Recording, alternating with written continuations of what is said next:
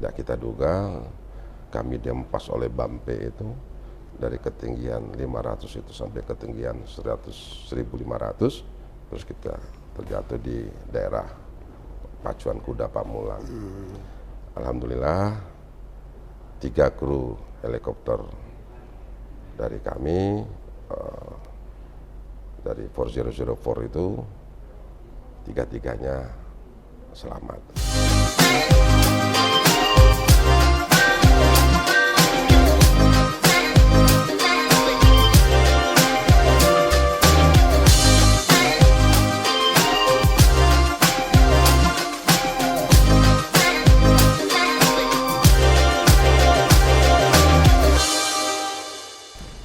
Saudara, tamu istimewa saya hari ini adalah seorang jenderal kelahiran Tanjung Pinang.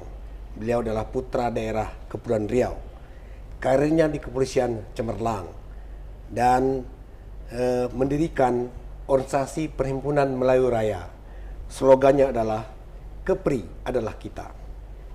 Beliau 4 kali bertugas di Kepulauan Riau, mulai dari Kasat Reskrim Polres Tanjung Pinang, kemudian 2 kali menjadi Wakapolda Kepulauan Riau, dan hari ini beliau adalah orang nomor 1 di Polda Kepri. Beliau adalah Inspektur Jenderal Polisi Dr. Andes Yan Fitri Hanimansa MH, yang biasa disapa Bang Yan. Apa kabar, Bang? Assalamualaikum, kabar baik, Ya, Bang Bang, Supretes. bisa diceritakan gimana ceritanya Bang jadi polisi pertama kali?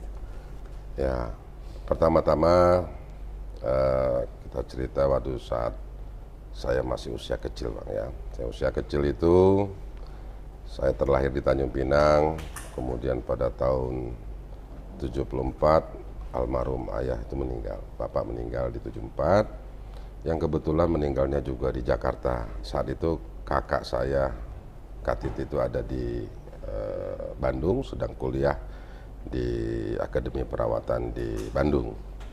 Bapak wafat di sana, kemudian saya berada di Tanjung Pinang bersama adik saya di situ. Kemudian kami menyusul, saya menyusul dengan adik ke sana untuk melihat orang tua yang sudah dikebumikan di Jakarta. Kemudian setelah itu saya kembali ke Tanjung Pinang melanjutkan sekolah. Nah, berjalannya waktu, karena kami berdua ini masih kecil-kecil, kemudian ibu juga mulai sakit, waktu itu mulai sakit-sakit karena ditinggal ayah secara mendadak seperti itu, shock. Akhirnya saya berangkatkanlah ke Jakarta, ikut dengan kakak perempuan di sana, yang kebetulan suami kakak saya itu almarhum Wawan Slamet Riyadi itu adalah seorang anggota Polri, angkatan 73. Beliau terakhir wafat saat bertugas sebagai Kapolres Kabupaten Cirebon. Beliau wafat tahun 93. Nah, saya ikut di sana, disekolahkan di Jakarta bersama kakak dan kakak ipar yang tadi kebetulan Polri itu. Karena lingkungan sehari-hari saya sebagai Yan Fitri kecil itu berada di asrama di Komseko 7051 Pasar Rebo itu di Keramat Jati. Hari-hari saya melihat anggota Polri yang dulu-dulu sebelum-sebelumnya lingkungan kita di Tanjung Pinang tidak seperti itu. Karena saya tinggal di Komseko 751 Pasar Rebo itu, hari-harinya melihat anggota Polri, melihat perwira-perwira Polri, kemudian tumbuh terus berkembang. Nah, saya kembalikan dulu cerita kembali. Jadi saya berangkat ke Jakarta itu di kelas 5 SD, Pak. Kelas 5 SD yang keberapa kali. Yang pertama kelas 3 pernah, balik lagi karena nggak betah. Kemudian kelas 5 berangkat lagi dan terus sampai dengan lulus SMA di situ. Jadi saya berjalan mengikuti irama waktu dengan kondisi seorang anak yang masih kecil lah ya, jauh dari ibu, yang baru kehilangan ayah, baru dari ibu, itu bukan sesuatu yang ringan, tapi sesuatu yang sangat berat. apalagi dahulunya kami ini adalah keluarga yang sangat ya baik, lengkap, ayah dan ibu, tiba-tiba dengan waktu yang begitu singkat semuanya hilang begitu saja. Nah, kondisi ini tentunya membuat saya punya cita-cita dan harapan untuk bisa dibanggakan oleh seorang ibu, menjadi anak yang bisa berbakti kepada ibu. Saya mau dimintakan untuk bersekolah bersama kakak di sana, karena agar ibu selalu mengatakan supaya besok bisa membahagiakan orang tua, gitu, Pak, ya. Jadi saya kelas 5, kemudian lulus SD di Jakarta, di sekolah 04 Pagi Kampung Duku, kemudian SMP masuk di SMP Negeri 126 Jakarta, lulusnya di Semarang, di SMP 5 Semarang, karena kakak waktu itu lulus PTIK Angkatan 17, dimutasikan selaku pembina ataupun dipindahkan ke Akademi Kepolisian dari PTIK setelah PTIK itu Angkatan 17.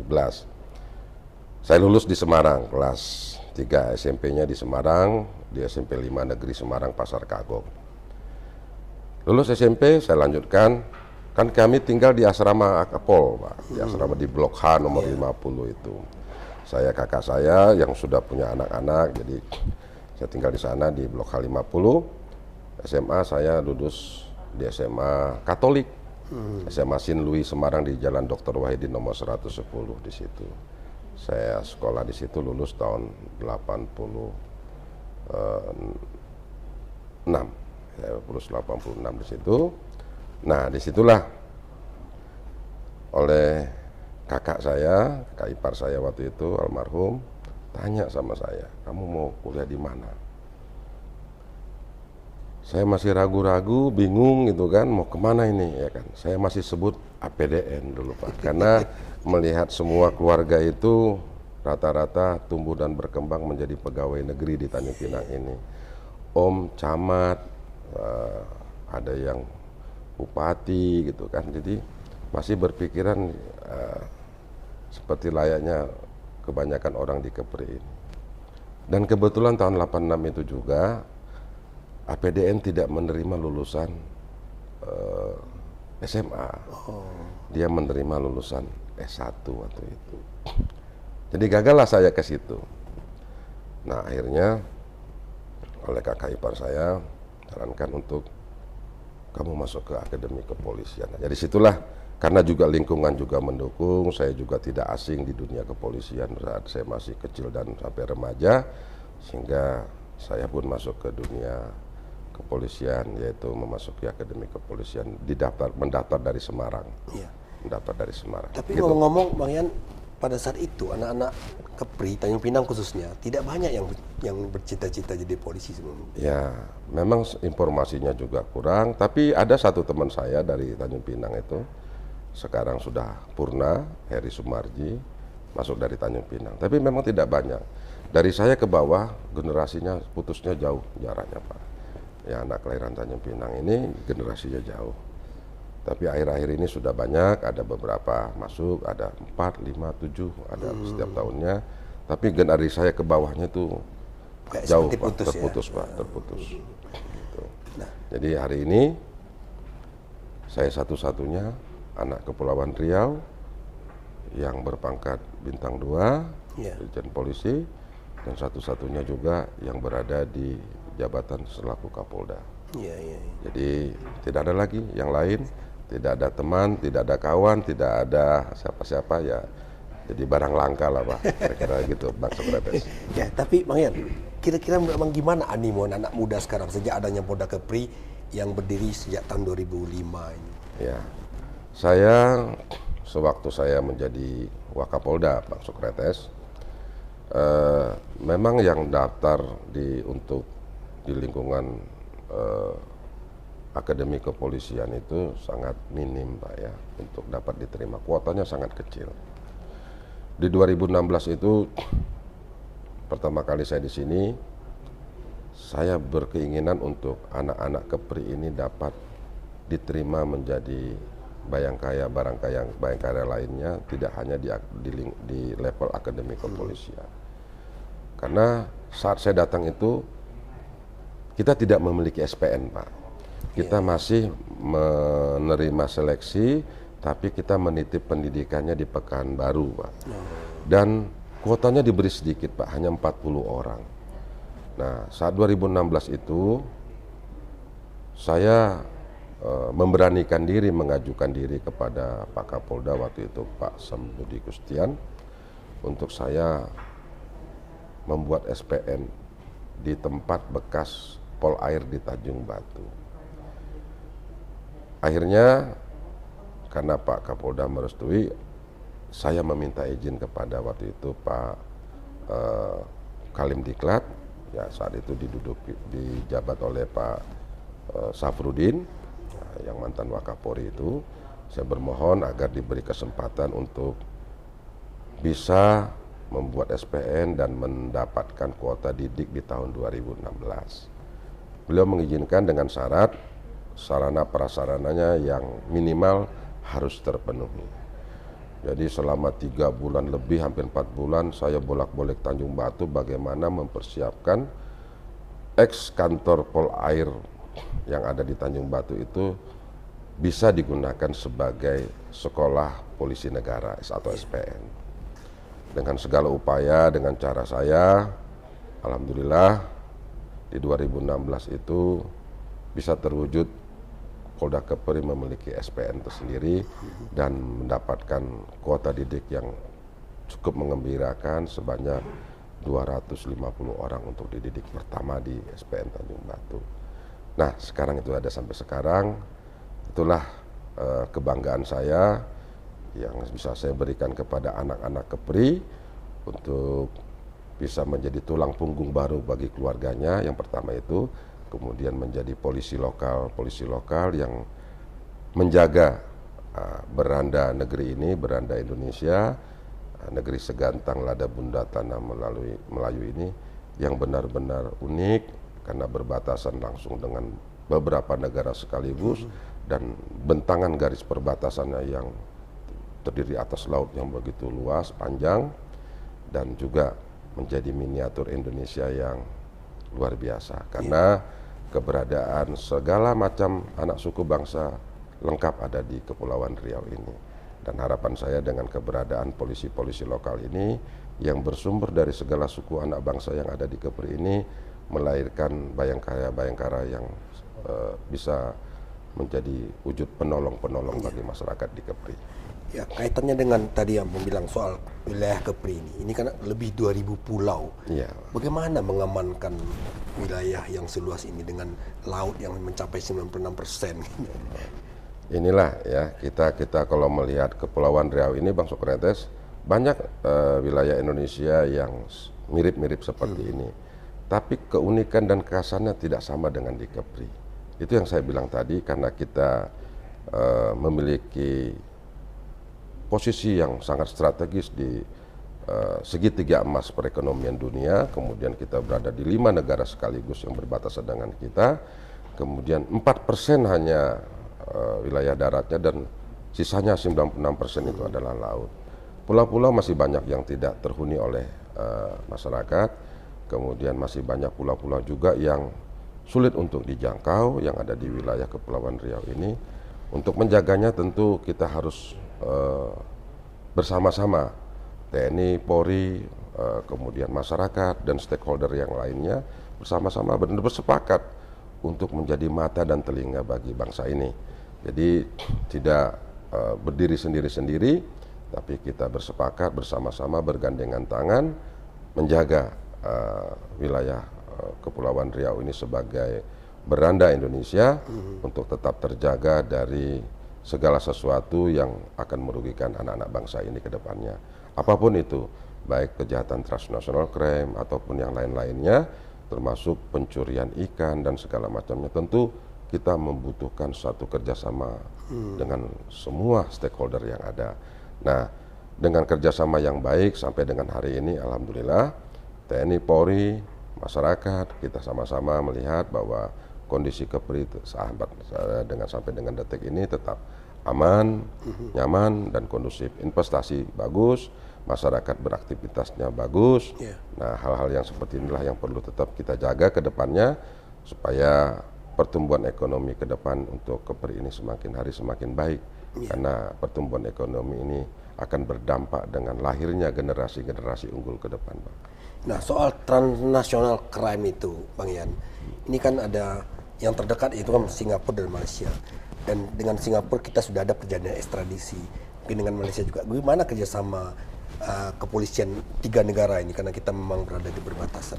Ya, hari ini kerjasama konsul-konsul jenderal yang ada di Batam ini selalu berkomunikasi dengan kita. Segala sesuatu yang terjadi di wilayah ini, di regional ini, kita selalu berkoordinasi dengan konsul-konsul jenderal yang ada, termasuk hal-hal yang sifatnya cukup menjadi perhatian kita seperti PMII, Tenaga Imigran Indonesia itu, yang setiap hari bisa saja menimbulkan suatu permasalahan kalau tidak kita koordinasikan dengan baik. Termasuk kejahatan-kejahatan lain seperti masuknya narkoba dari OPL, dari kawasan laut internasional itu yang setiap hari dimungkinkan mereka masuk. Dan beberapa hari lalu, 2 hari lalu juga sudah kita lakukan upaya penangkapan dan masuknya tidak dalam jumlah sedikit, Pak. Kita ini jalur transit dan mereka akan membawanya ke dalam Indonesia. Nah, 30 kg baru-baru ini 2 hari yang lalu sudah kita dapat di wilayah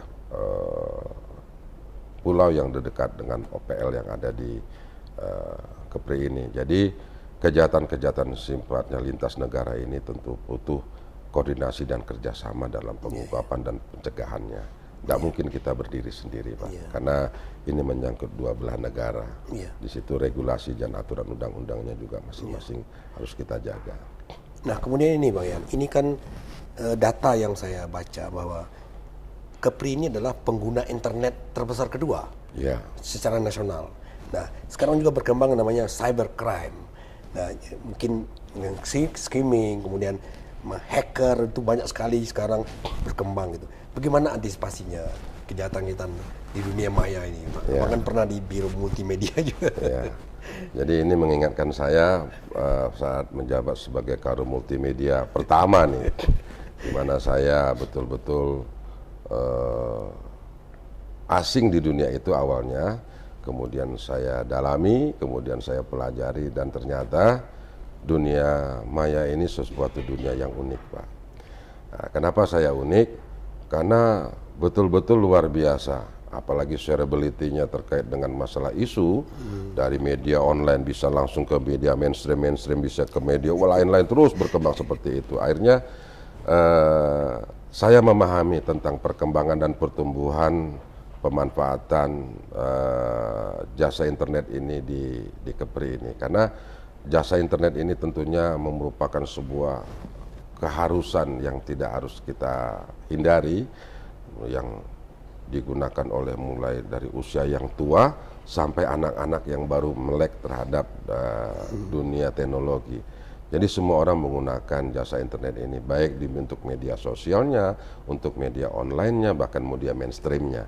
Nah, untuk mengantisipasi kejahatan-kejahatan yang mungkin berkembang di Kepri ini, saya melihat orang Kepri ini masih baik-baik saja, Pak.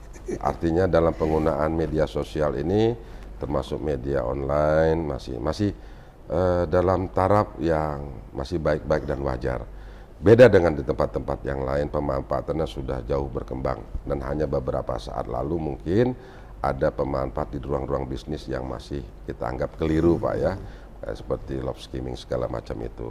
Tapi sebenarnya mereka hanya menggunakan fasilitas itu di tempat kita, tapi korban dan ininya targetnya adalah di luar negara kita, gitu, Pak, ya. Artinya di sini mereka hanya berada dalam posisi di wilayah Kepri ini, tapi bukan memberikan dampak negatifnya kepada wilayah Kepri. Jadi memposisikan diri aja, keberadaan aja di Kepri.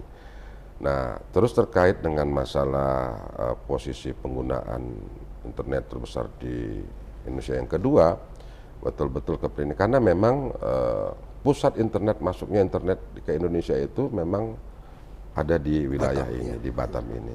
Jadi wajar kalau penggunaan internet di sini akan lebih banyak yang menggunakan jumlah bandwidth-nya lebih besar daripada daerah-daerah lain di Indonesianya.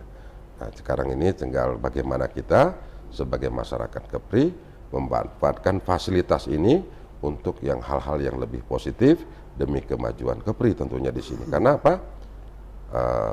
Banyak masalah informasi ini belum bisa sampai kepada masyarakat-masyarakat yang ada di pulau-pulau kecil dan terluar itu, apalagi yang di perbatasan, sehingga mereka bisa kita berikan kontribusi informasi-informasi tentang keberadaan mereka di sana, sehingga mereka juga bisa menjadi mata dan telinga negeri ini di pulau-pulau yang terluar itu, Pak. Jadi mungkin fasilitas ini masih bisa kita manfaatkan kepada sesuatu yang lebih bermanfaat ke depannya untuk anak-anak negeri ini. Bang Yan, abang kan berpengalaman sebagai penerbang darat, laut, udara di kepolisian. Apa pengalaman yang paling berkesan selama menjadi polisi? Menjadi polisi yang paling berkesan, Pak, ya. Banyak sebetulnya. Semua tugas-tugas di kepolisian ini menimbulkan sebuah kesan dan kenangan, Pak. Iya. Saat saya lulus menjadi seorang perwira, saya lulus terseleksi menjadi salah satu kandidat untuk menjadi penerbang Polri, Pak. Saya lulus di Akademi Kepolisian, alma mater pertama, kemudian alma mater kedua, saya lulus di di Sekolah Penerbang TNI AU, Pak. Artinya di sini sekolah yang paling diidam-idamkan oleh lulusan Akademi Angkatan Udara itu adalah sekolah penerbang, Pak. Dan saya lulus dari sekolah penerbang di angkatan 44 itu, Pak. Jadi ada satu hal yang mungkin tidak dilalui oleh teman-teman saya atau orang-orang lain. Jadi saya memiliki dua alma mater besar, Pak. Satu adalah Akademi Kepolisian sendiri, kemudian yang sekarang Sekolah Penerbang TNI AU. Nah, awalnya saya juga jadi bingung, Pak. Saya pengen jadi polisi, kenapa saya jadi penerbang, ya kan? Tapi mungkin itu jalan Tuhan, takdir saya, sehingga mengantarkan saya sampai dengan hari ini. Gitu. Ya, jadi kalau yang ditanya apa hal-hal yang membuat kesan, semuanya berkesan sekali, Pak. Berkesan pada saat menjadi penerbang, ceritanya berbeda kita, Pak. Kemudian saat saya menjadi penyidik juga ceritanya berbeda. Saat saya setiap di posisi jabatan ceritanya unik. Tapi ada beberapa hal yang membuat saya kadang-kadang kalau mengingatnya itu bisa tersenyum sendiri, Pak. Satu, yang pertama, suatu kebaikan orang dan mujizat yang saya dapat. Kadang-kadang saya mensyukuri itu dengan sebuah senyum yang membuat saya untuk selalu ingat dengan kebaikan orang lain. Jadi, saat saya jatuh dari pesawat, Pak. Oh, pernah jatuh pesawat? Ya, saya pernah accident jatuh karena due to weather, karena cuaca. Itu di tahun 96. Jadi 96 pasca saya lulus dari PTIK waktu itu, saya pulang dari pengamanan Bapak Presiden Republik Indonesia dalam pembukaan lahan 1 juta hektar di Kalimantan Tengah. Di situ saya BKO selama lebih kurang 4 bulanan di sana. Kemudian kembali ke Jakarta dengan rombongan 8 pesawat helikopter. Sampai di Jakarta hari Sabtu masih capek, hari Minggu baru istirahat 1 hari.